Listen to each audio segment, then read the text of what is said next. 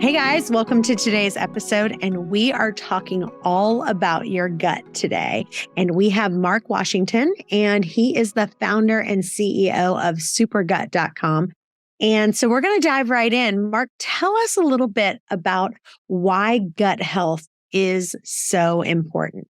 Yeah, absolutely. Well, first, thanks for having me, Chantel. It's great to be here. And yeah, listen, this is a really, really important and I'd say timely topic as you're hearing more and more out there. Like people are talking about gut health and, why does it matter? Like it's literally one of the top trending themes on, TikTok is, hashtag gut talk, right? I mean, people are realizing that there's something there, like there's this momentum building.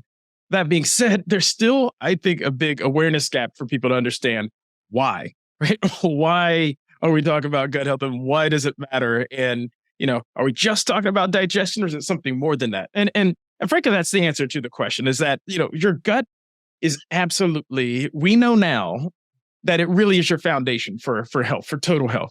It starts in digestion, right? I mean, and that's how it's very familiar. People think of your gut is your small intestine, your large intestine, how you digest food and process it, et cetera. And therefore regulating digestion. Absolutely super important, foundational. Let's call it the starting point, right? But the subject of gut health, we know now that your gut is home to literally trillions of microbes, largely bacteria. And what we know now is that these trillions of microbes have this outsized impact on regulating the health of your body, disease prevention, and sort of optimal performance. And so your gut health is actually directly connected, has profound impact on your metabolism. So cravings and weight loss, right? Healthy blood sugar control, healthier heart health. And we even know now it's connected to your mental health. So things like mood and focus and energy and sleep quality, they all have a direct connection to actually what's happening in your gut as well. It's like we're in this early phases of understanding like the important role of gut health on total health. And so that's why it's really important. And that's why you're seeing more and more discussions about the subject of gut health as more and more research is bringing more things into light, just how important your gut health is on overall health.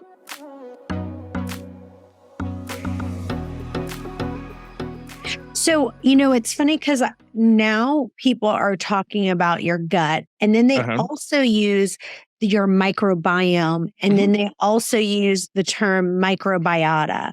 Can you talk about do they all mean the same thing? Yeah. What's the difference between it? Yeah. It starts to get into a little bit of nuance. Think of it this way. Think of the gut as literally your digestive tract. So starting in your stomach, your small intestine, your large intestine. That's kind of like the area, right, is your gut. Think of the microbiome, in particular your gut microbiome, as what's inside your gut, like the collection of these trillions of microbes, this ecosystem where, you have good bacteria that are responsible for keeping you healthy. But frankly, it's also home to bad bacteria and some viruses and other things as well that reside within that ecosystem, within the microbiome. Right? Just to make it clear, you have other microbiomes as well. You have other ecosystems in and around your body. Like when we're talking about the gut microbiome, you have a skin microbiome. There's, billions, if not trillions of like microbes and little bacteria on your skin. You have an oral microbiome, in your mouth. But what we're talking about, and the most foundational one, is the gut microbiome, right? That ecosystem, trillions of bugs, good bacteria, bad bacteria in your gut that have this outsized role in your health. Yeah, and I think what the key word that you just said, I don't think that people realize that there's trillions with a T of microorganisms and their genetic material that live in your intestinal tract. It's massive. It's like more like of these microbes than you have like human cells, right? And so many people say like we're more bacteria than we are human, in some instances, if you just compare the absolute numbers of them. But it's true, though. I mean, when you think of just the trillions of them, that gives you a sense of the order of magnitude of just how important these little microbes are in your health. When you think of the volume of how many of them reside in your gut. And, obviously, your these microorganisms, and all that bacteria and everything works into and lives in your digestive system. And they play a big role in digesting the food you eat. Exactly. And helping you absorb and kind of absorb all the nutrients of food. But one of the things that I've heard you say is that gut health actually means more than digestion. What do you mean by that? Yeah, so think about it. I guess one of the easiest ways to think about it is kind of the process of digestion, right? And so when you consume food, some of it is consumed by you in the traditional sense, like in your stomach, in your small intestine, things that are quickly and easily broken down and digested, which, on the one hand sounds good. Okay, easy digested. But the reality is things that are really easily digested means it goes into your bloodstream immediately and spikes your blood sugar and can actually have long-term detrimental effects if you're eating too much food like sugars, highly processed foods, really high carb foods that actually are quickly digested. And so typically the healthier food, the gut healthier food, is actually resists digestion by you in the traditional sense and actually makes it into your gut, through your small intestine, and especially what's really powerful, it makes it into your large intestine. And that is the primary food that, that the bacteria in your gut feed on is actually fiber. And there's different classes of fiber, but in general, think of fiber as the food and the nutrients for your gut. In particular, some certain powerful, what's called prebiotic fiber, which means those that are really effective at feeding the good bugs in your gut. And when that happens, that does break down the food and process it to both nutrients you absorb as well as what you're going to release, and kind of impacts digestion, regularity, kind of strengthens your gut lining to help avoid things like leaky gut, things of that nature. And so it starts there. That's like step one.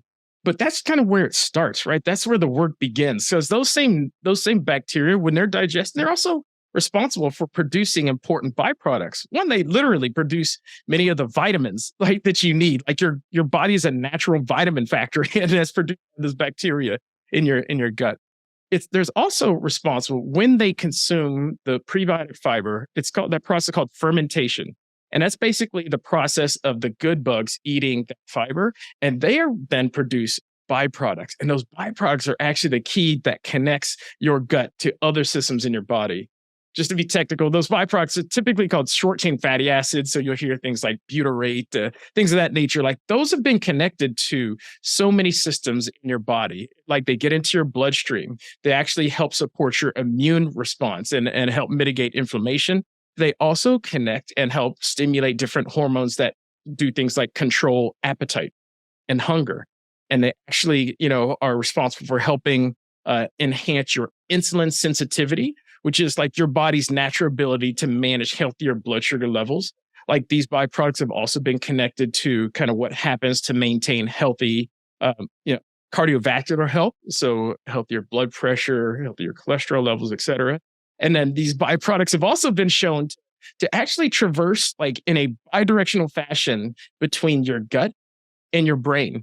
It's just kind of where some of the emerging science is called. It's called the gut-brain axis. It's like this bidirectional communication between what's happening down there with all these microbes in your gut and your mental health. And there's lots of these, signals. So many neurotransmitters are actually produced in your gut. So things like serotonin and so forth, they're actually largely produced in your gut. And so there's this bidirectional communication that helps support, consistent mental health as well. So like I mentioned, things like mood and brain fog and energy and focus and even sleep quality are connected to all that stuff that's happening in your gut. So it's this amazing, you think of it almost like your own personal medicine cabinet, like that resides in you. Like your body, when treated properly, when maintained optimal health, when fed the right things, body's an unbelievably powerful thing and actually has the ability to produce a lot of these byproducts, call it medications, if you will, that are responsible for keeping, the different systems in your body working like they're supposed to.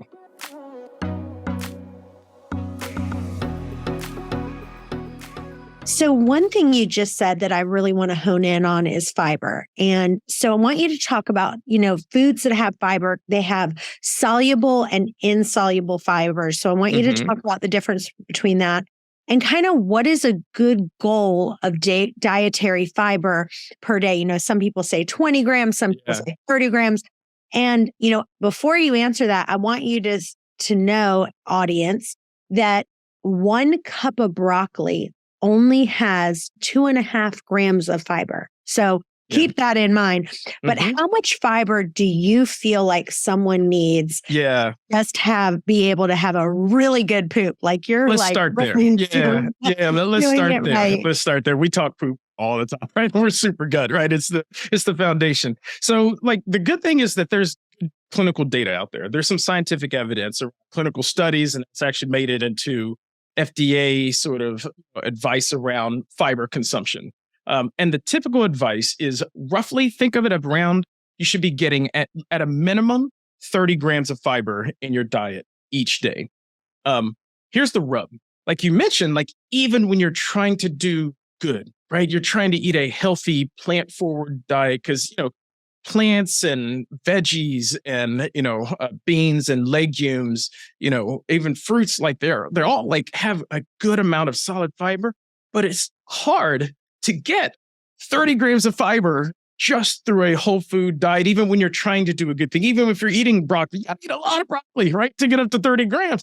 And so what ends up happening is you'd have to eat more than 10 cups. You'd have to eat like 12 cups. Exactly. We actually have an ad that says 1 super gut shake because, we focus on fiber, or these like 10 cups of broccoli. We love broccoli. I love broccoli, but that's hard, right? And so here's the unfortunate truth is almost none of us, literally the stats say 5% of US adults get the minimum amount of fiber in their diet each day, right? So that 30 grams of fiber that I told you, it's almost none of us that get it, right? Because it's hard, right? It's not easy. Even when you're trying to do, good, but then also it's not easy to be good about diet when you've got, the food system and big food and fast food, ultra processed kind of, because what's happened over time is our Western diet has essentially optimized for cheap calories, right? And what it is not optimized, what it is stripped out are some of the key nutrients that we need, in particular fiber, right? And so it makes it really, really hard in a Western diet to get the amount of fiber that you need in your diet. And we know now, and this is not brand new, right? I mean, we all know our grandmothers have talked about fiber, get your prunes and get this, right? I mean, so this is it's been known for a while that fiber is important. I think the new awakening around just the fact that gut health is not just about digestion, but it literally is your foundation for health. It kind of elevates the importance of fiber and filling this fiber gap in your diet. I believe that, the lack of fibrous foods in our diet, I think is one of the major causes of the metabolic syndrome that we are dealing with, right? With such the numbers just crazy for overweight and obesity and diabetes and heart disease, et cetera. I think it's not the only cause. There's lots of different factors, but I believe one of the probably the most singular important cause is this fiber gap, right? And that we don't get enough in our diets. And so what we do at SuperGut, we actually do focus, we've created our own proprietary blend because all fiber is good, but it's not all created equal. Some is more powerful, more effective at feeding the good bugs, and some is also better tolerated. And so we tried to hone in on those. So we use a specific class of fiber, what's called resistant starch. And it's called resistant because it actually is really, really effective resisting your traditional digestion. Is very, very effective at feeding the good bugs in your gut that are responsible for regulating and balancing a healthy gut, regulating digestion, but then also known for improving your metabolism as well. What we've also found is with our blend, we tried to make sure that it is a diverse blend, right? Because different types of fiber feed different bugs in your gut, but that it also kind of improves the impact for a broader population so that, most everyone can benefit from, the fibers that we put into our blend. And what includes soluble and insoluble, right? And they have different functions. Some are more about regularity, right? Ensuring, consistency. Others are more about just how, making sure you get a good poop in, right? I mean, and so making sure that it's not watery and so forth. Other types of fibers are more about kind of, strengthening your digestive lining to keep in the stuff that's supposed to stay in your gut and to keep out the things that are not supposed to be getting in your gut and to making sure there's tight junctions. And so I mentioned before, avoiding things like leaky gut, which, is actually creating joints, and letting things that are supposed to stay in your gut kind of out into your bloodstream where they're not supposed to be. So we try to create a really diverse blend that actually taps into some elements of all of these factors so that, again, we can have the broadest impact for the most number of people. At some point, we've all been sold a lie, and let me tell you why. In the 80s, we all believed more protein equals more muscle growth. Well, it could be a lie, and let me tell you why. Because if you eat 8 ounces of chicken breast, then you're consuming about 40 grams of protein. But just because something contains 40 grams of protein, it doesn't necessarily mean that you're going to absorb all 40 grams of protein, because without enzymes, guess what? It could end up all in your toilet bowl, because your small intestines can only absorb protein that's been broken down into smaller building blocks called amino acids. So it doesn't matter if you're consuming 30 grams of protein or 300 grams of protein. If you don't have the sufficient supply of enzymes to digest the protein, then guess what? You're going to be starving for those vital building blocks. So it's really important that you take a high quality enzyme. So before you run out and just buy anything, guess what? I love Masszymes by Optimizers because it has 5 different kinds of proteins, and that's what you need, all 5 of them. So go to masszymes.com/wasteaway and use the coupon code wasteaway10 and you'll get 10% off. So one of the words that people are kind of using a lot now is dysbiosis. They're talking about dysbiosis and leaky gut. So talk a little bit about those 2 terms, what they mean, and how do you fix it? Yeah. So first, dysbiosis, it's not I wouldn't call it like a disease status, but in general, what it means is an imbalance of your gut microbiome. And so whenever you have essentially the bad bugs in your gut, when they are overfed, when they're in control, I think of it like this battlefield, right? You've got the good bugs on one side, the bad bugs on the other side. Dysbiosis means the bad guys are winning. Okay. And so you, for whatever reason, you are maintaining an unhealthy gut microbiome. It's out of balance. The bad guys are like proliferating. There are more numbers, and the good guys are struggling. They're not nourished. There's not enough of them. And where that ends up showing, right, a lot of times dysbiosis. So having that imbalance means you don't have enough good guys. And many times you have digestive issues. So bloating or constipation, or even on the other extreme, diarrhea, nausea, can also lead to things like leaky gut, which I can't define, but it also can, impact the broader systems in your body as well, kind of outside of your gut. Like it can lead to things like, metabolic health issues. It can lead to, your metabolism kind of really slowing down further. It can lead to unhealthy blood sugar levels, et cetera. So all these factors are all tied to this general theme of dysbiosis, which is an unbalanced, unhealthy gut microbiome. You asked about leaky gut. This is actually what I was referring to before. And this is a more specific situation. And this is where the gut wall, it's a really important factor, right? I mean, that barrier is supposed to keep that microbiome intact. Like that battle that I talked about, the good guys and bad guys, you at least want that battle to be maintained within the walls of your gut, because there's not only good bacteria, bad bacteria, there's viruses and bugs and other factors, which it's a harsh environment, right? And when you have a leaky gut wall, the junctions in your gut are not tight, right? And so therefore, it actually allows some microbes, to permeate, right? To go from the inside of your gut and from inside of that microbiome ecosystem out into your bloodstream. And that includes some bad things like viruses and some of the bad bacteria, some of these things which are not meant to be traveling through your bloodstream. And so that is this condition called leaky gut. And, it's been shown, there's a lot more evidence that needs to come along, but the definite implication is that can lead to really bad things in your health, in your life, such as inflammation, right? When you have, bad bugs and viruses kind of floating around in your bloodstream and they're not supposed to be there, that can absolutely lead to your body to overreact, and it can, cause reactions, hyper reactions from your immune system, inflammation, things of that nature as well. So that's called leaky gut. And so that's about, again, maintaining a healthy gut biome, solid gut walls is a way to prevent that leaky gut type situation. So one of the products that I've seen on your site, it's called the Gut Balancing Shake. And Mhm. it says that it has 20 grams of prebiotic fiber, which is incredible, by the way. Like Yeah. having 20 grams of fiber, it's like, boom, you have that You're shake. there. And You're you're there. like, you only need 10 more grams and you're kind of there for the day, which Exactly. is amazing. But explain, it's funny because on everything it says prebiotic fiber, prebiotic fiber. So explain the difference to someone if they say, okay, is there a difference between prebiotic fiber and just regular fiber? Right, right. So here's at the end of the day, it's almost the same, right? For the most part. The one thing to just be aware of when you get technical is not all fiber is truly prebiotic. And frankly, not all prebiotics are fiber, but most of them are, right? And so prebiotic fiber essentially means it's a fibrous food, but that bypasses digestion. And the prebiotic, by definition, means effectively feeds the good bugs in your gut.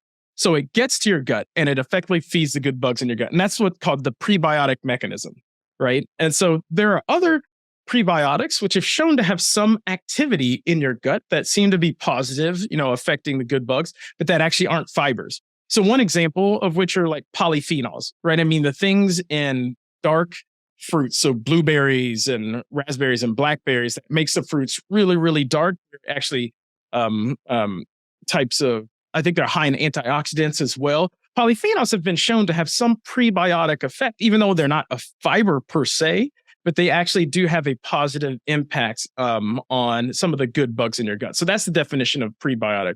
But at the end of the day, most all fiber falls into this category, even though there's different levels of it. Some are more powerful, like the resistant starch and other kinds of fiber we have.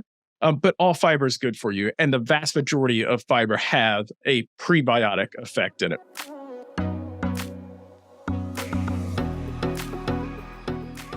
So a lot of people who are listening to the show are big on intermittent fasting. And then they're also big on kind of eating a little bit less carbs, like not loading up with tons of carbs. Yes. But then on the other side, people don't realize that dietary fiber is so, so important. And I'm so glad that you're on the show explaining to people, like, I'm telling you, I have interviewed so many different people, and some of the thinnest women that I interview, two of my really good friends that are just perfect weight, perfect body. I mean, like perfect, right?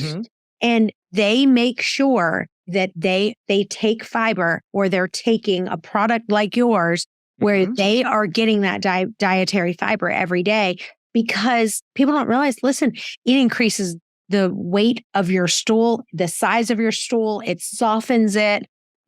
Bulky stool is easier to pass, and you're not so constipated. So That's lot of people listening to this show, I've mentioned before, I've mentioned it several times on the show about me being constipated. So I run very high stress all the time. I just got a lot of moving parts. So I'm always, I can relate. and that adds to me constipation, because when you're stressed, you're not going. So I want to really talk about poop for a minute and just really kind of dial us in on if someone is just really struggling with constipation, kind of really giving them some advice right now. Yeah, absolutely. What you just talked about, it's kind of when as I was talking before about this, the role of the gut and everything, and even mental health, this gut-brain axis. What you just described is one of those symptoms of the gut-brain axis, right? So when you are stressed, when you've got a lot going on, a lot of times that shows up in digestion, right? And that shows up in things like constipation and, having digestive issues. That is that gut-brain axis at work. It goes in both directions, right? Both in the positive as well as in the, the less positive. And so, so back to this point of constipation and regularity, right? This is like your foundation. So even though gut health goes broad and beyond, it's the starting point, right? And so it's really, really hard to be at your best optimal overall health if you don't have a regular digestive system. If things aren't going according to plan on a regular basis, it's hard to get everything else in line in your health and in your life. And so going back to, obviously, we focus on this from what are you feeding your gut as one of the key elements of driving, digestive health. And, obviously well-balanced food, plant forward, but in particular, a high fiber diet is absolutely critical for healthy digestion. The great thing is that it actually works from both angles, right? I mean, so the important thing is how do you bring your gut and your digestive system back into balance? There are many where this shows up in constipation, which you had described, right? I mean, just really having difficulty going regularly, at least daily, right, is what you should be aiming to do, right? And so obviously, like a product like ours and a high fiber diet absolutely helps you from a regularity standpoint. The other thing is, like, many people, it shows up on the other end of the spectrum, right? They're going too often, right? And diarrhea, bloating, and other issues. The great thing is that the fibrous diet actually brings that into balance as well. It's about this homeostasis, right? You want to be in the middle, right? You want to be going regularly, good solid poops, not struggling and not going too often. And it actually, from either end, it helps bring you into that homeostasis. I'm glad you brought up intermittent fasting and things like healthy weight management. And they absolutely are very much connected to diet and your gut microbiome. I think of, the first era in metabolic health, right, through diet is a lot of focus on restriction, right? Taking away, and in particular, high carb, high processed, high sugar foods, which is a good thing. Those are the things that feed the bad bugs, and taking away those, helps kind of starve them, right? And bring your body into a better balance. However, I think the second era, healthy metabolic health and gut health, is about what do we add back in? And so it's not just about taking away the bad.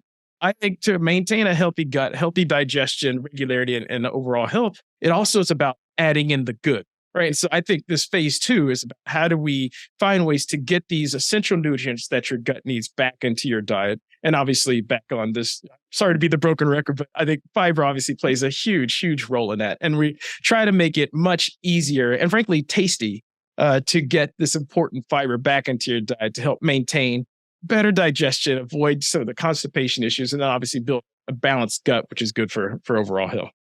Well, like you said, I always talk about constipation, but I'm sure there's people listening who do have loose, watery stools. And like you said, the fiber helps solidify the stool because it absorbs water and adds bulk to the stool. Right. So either way, it doesn't matter which which you have loose, watery stools, are you constipated? Either way, you need the fiber. Yeah, exactly. Yeah. So one of the things that I love about your product is that it has resistant starch fiber blend as like the first ingredient. Mm-hmm. Mm-hmm. Really important. So I want you to kind of explain. I know people have heard it kind of on TikTok. Resistant starch is kind of a big word right now. But I want you to kind of explain it a little bit more in detail. Uh-huh. Yeah, absolutely. So this is the core of what we looked at. It was, if we're going to do this and find ways to introduce fiber into diets, like let's find the most potent, powerful, and effective sources of fiber that are also kind of easy to tolerate so that you can help get to, call it that, 30 grams a day. And we're really honed in on the science around the specific class of prebiotic fiber called resistant starch. So what it is, it's naturally found right in plant foods, in starchy plant foods, right? So think of green, super dark, unripened bananas. It's in beans, it's in legumes, it's in potato skins. It's actually, and what is like it's types of starch, which is traditionally you think of starch and carbs as a bad thing. This is a type of starch that actually its chemical composition is different. It's higher in, what's called amylose, which is actually makes it more resistant to digestion. And that's a good thing, right? And it's actually called resistant starch, I think I mentioned before, because it is so effective at resisting the traditional digestive process. And what that means is so when you consume foods, products that are high in resistant starch fiber, that resistant starch actually slows down your digestive process. It actually helps keep your blood sugar nice and balanced, right? Because it's not immediately digested and immediately going into your bloodstream. It's actually really slowly digested. And it goes deep into your large intestine where it really effectively feeds the good bugs in your gut and produces a lot of these byproducts that I was talking about before. The other benefit of it that you actually get right away is because it's so slowly digested, it actually does a really good job of helping from a satiation, a feeling of fullness as well. Right. And so that's one of the things that people comment a lot on when they have our shakes and our bars is, wow, like my cravings are like gone. Like I'm good for, 4 or 5 hours after this. And it's really because of the resistant starch fiber, right? Because it is so slowly digested that it actually keeps your blood sugar nice and stable and actually helps you feel fuller longer. It's just a really good benefit because whether you're trying to lose weight, like you don't want to walk around hangry all the time, right? I mean, you want to be satisfied and full of energy, et cetera. So we're actually really, really good on it. That's kind of one of the first things people see and react to when they have our products high in this resistant starch is that they're very satisfied. And that if they are tracking or measuring that you can actually see it, that their blood sugar stays really, really nice and stable. The problem is, even though this resistant starch is so unbelievable, so powerful, and has a ton of science and clinical evidence, it's virtually missing from the Western diet. We used to get 40, 50 grams of this in our diet, but our food system has processed this out. And so it's really, really hard, right? And it's not, the most appetizing, right? When you think bananas, you don't think like, a super dark green banana that's still on the tree as the tastiest thing. It's got, it's chalky, it's, not the most appetizing thing. But that's the one where it's actually highest in this resistant starch fiber. And so we get it at that point in highly concentrated dosages. And we get it from bananas and actually from like potato skins and from vegetables. We also get what's called oat beta glucan, which is another type of prebiotic fiber from oats. And we put those into our blend in highly, highly concentrated fashion. Really, really hard to get these amounts in your diet on a regular basis without 10 cups of broccoli, eating super ripe dark green bananas, off the tree, et cetera. So yes, that's the science that we've tapped into, is around these resistant starch prebiotic fibers that we put in our blend that we can formulate into all of our products.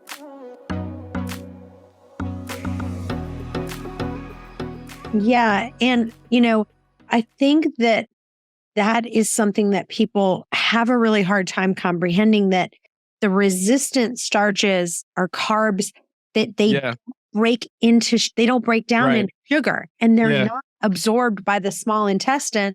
They're like the insoluble fiber, and they pass through most of the digestive system unchanged, usually fermenting in the colon. And so like you just said with green bananas, when they are green, they're unripe and they contain too much starch that it's difficult, like if someone ate a bunch of yellow bananas, right? Like if someone has diarrhea, you would tell somebody, eat a bunch of yellow bananas because it's going to constipate you, right? But with the green starchy, like when they're like, because of the resistant starches, it doesn't make you constipated. Can you explain that? Yeah, absolutely. Because what happens, and this is fascinating. So nature is an amazing thing. So think of a banana, the life cycle of a banana. So super dark green on the tree, like darker green than what you could find at any grocery store, right? That's where a banana is highest in resistant starch. Now, what happens to banana over time, like as it ripens, as it starts to get any, like the green lessens, and as it starts to get any yellow over time, that actual resistant starch, the chemical composition changes. So it's no longer high in that amylose that I talked about. It turns in, to amylopectin, sorry to be, technical, but basically the starch turns into sugar. And that's why a yellow banana like you get in the grocery store is delicious. And I love bananas, right? I mean, because it's a fruit, and bananas are very good for you, but they are high in sugar. But that is the same banana that at its very inception was high in this resistant starch. It just morphs over time, like through chemical composition, from that resistant starch into sugar. One of the things I'll say is so resistant starch is unbelievably good for you. You can go look at clinical studies, everywhere. It's unfortunately named, right? Because, resistant, is that good? Starch is bad. What, this is a carb? No, carbs are bad. And we even hear it from customers. They will look at our pack and they'll say, wow, it's got resistant starch. I've never heard of that, but that sounds bad. And, that's a carb. My doctor told me no carbs, so no, thank you. And it's so unfortunate because it's literally the opposite. Like, for sure, highly digestible carbs are bad for you. Sugar, ultra processed, really easily digestible. But not all carbs are created equal. Fiber is a carb. And so if you just blanket statement say, I'm completely avoidance of carbs, it's actually not a good thing. You need to avoid the bad carbs.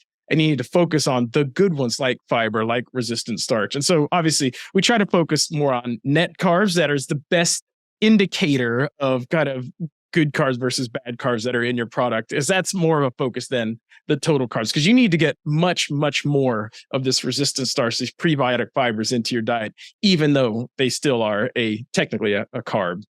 Well, and yeah, you want to look at the net carbs, right? Yeah, for you look sure. at net carbs, like your shakes are only like 6 grams for net, Exactly. which is Exactly. not bad. Yeah. And it's got a ton of vitamins and minerals and no artificial flavors or sweeteners, no soy. So that's really great. Anything else that I haven't asked you that you really want listeners to know about you or your product? Or Yeah, I would say, thank you for asking. I would say a little bit of the inspiration behind this, kind of why we're doing this in such a different way. Like, as you heard me talk about, like, we really are into the science behind what we're doing and the science of the gut microbiome and how we can tap into this to create products that actually work. Like, we really, really focus a lot on what we call functional food, but that happens to also be tasty and delicious as well. Because I really, really care. I really love, like, nothing gets me more excited than empowering people to live healthier lives. And if we can play a role in that, that is what gets me going. I've always been in this space. I've always been passionate about it, but it really took another level. And why I started Supergut as a company, it actually, like so many, it comes back to a personal, situation. And like, my personal inspiration for starting this actually is family. It's my sister, Monica, who struggle with their health, who live with diabetes and obesity, and she had high blood pressure, and she passed away far too young, due to complications with her health and in a high risk pregnancy. And it just obviously was very tragic and shook me to my core. And the thing is that I've come to grips with, how could I make some light out of such a dark situation? And that literally was the inspiration for starting Supergut. Was this shouldn't have happened, but there's so many others that are struggling with their health and that need better tools, either preventatively or reactively. They're already struggling. I was like, what can we do? How can I help create this? Like, use my background, expertise, and passion and relationships in the space to create like functional food that actually work to help people. And so that's kind of the inspiration and the foundation for behind Supergut, and why we focus so much on the science and the efficacy, and what I say, like, delivering on the promise. Because it really is such, I look at it as, in many cases, like, it's a crisis when you look at just the overall situation with public health, and the fact that many of these chronic diseases are only getting worse over time. I'm inspired to try to do something about it, and to try to do it through food as medicine. And that's kind of the inspiration behind Supergut, and why I'm just so passionate about what we're doing. Well, I love that. And your passion definitely comes through, and we can definitely see it. And I am excited for the listeners to try your product. So tell listeners where they can find you and where they can follow you. Absolutely. So the best place is to come to our site. It's supergut.com. And obviously you can check us out to learn more about our products, but we also offer a lot of content and information. So a lot of what we talked about here, we try to actually provide that to help raise awareness and education about the importance of gut health and what you can do about it, both with our products and as well in other healthy habits and lifestyles, things in your life. And obviously we're very active as well. Like, we really do believe in this content, to raise awareness and education. And so, we're very active on TikTok, and I'd say Instagram as well as Facebook, but at Supergut, you can find us, and hopefully you find some, edutaining type content about gut health, the stuff that's accessible that you can use in your everyday life. Awesome. Well, you guys stay tuned. We've got another episode coming up in just a few. Right now, go in the show notes and look at the link for Supergut to get your special promotions.